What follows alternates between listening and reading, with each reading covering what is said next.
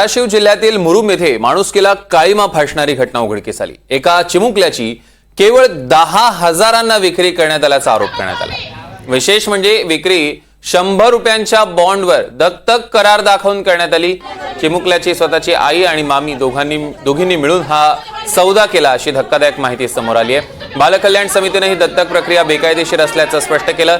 गुन्हा दाखल करण्याच्या सूचना पोलिसांना देण्यात आल्या। सध्या चिमुकल्यावर धाराशिवच्या सरकारी रुग्णालयात उपचार सुरू आहेत। सामाजिक कार्यकर्ते आणि दत्तक घेणाऱ्या महिलांमध्ये शाब्दिक बाचाबाची झाली। तर त्याच्यामध्ये आज असं आढळून आलं की जी मुलगी गेलेली तर तिचं तिकडे 40 मध्ये लग्न लावून दिलं आणि ज्या पुरुषासोबत लग्न लावून दिलं तो पण जरट आहे आणि लग्न त्याने आणि ह्या सगळ्यांनी ज्या महिलेनं त्या मुलाच्या आईचं लग्न लावून दिलं तर त्या मुलाच्या त्या सावत्र बापाने त्या महिलेच्या बहिणीने असे मिळून ते मूल त्यांना सांभाळायचं नव्हतं म्हणून त्या जिला मूलबाळ नाही त्या महिलेला ते बॉन्डवर दिलं लिहून आणि तिच्या वट्टीत 10,000 रुपये टाकले असं त्याची रेकॉर्डिंग हे सगळं आहे। या संदर्भातले अधिकचे अपडेट्स आपण घेणार आहोत। ओंकार कुलकर्णी आपले प्रतिनिधी आपल्या सोबत जोडले गेले। ओंकार, नेमकी घटना काय? सौरभ, जर पाहिलं तर मुरुम तालुक्यातील ही घटना आहे। एका चिमुकल्याची त्याच्या आईनं आणि तिच्या मामीनं कुठेतरी दत्तक पत्र तयार करून 10,000 रुपयात विक्री केलेली आहे। सोलापुरातील एका दाम्पत्याला या मुलाची विक्री जी आहे ती करण्यात आलेली होती।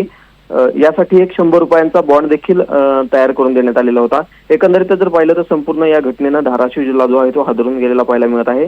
या मुलाच्या आजींना जे आहे ते मोठ्या प्रमाणात गंभीर आरोप जे आहे ते केलेले पाहायला मिळत आहेत।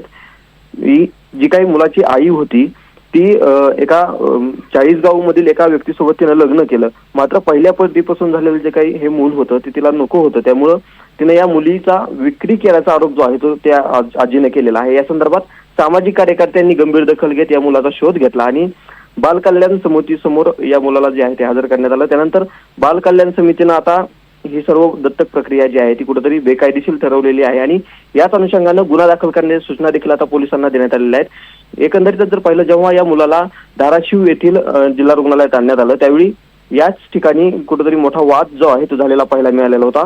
मात्र या घटनेवरून एकच म्हणता येईल की मातृत्वाला काळीमा फासणारी ही घटना आहे आणि त्यामुळं संताप जो आहे तो विविध माध्यमातून व्यक्त केला जातोय। सौरभ, निश्चितच या संदर्भातले अधिकचे अपडेट्स ओंकार घेऊ। तुर्तास धन्यवाद।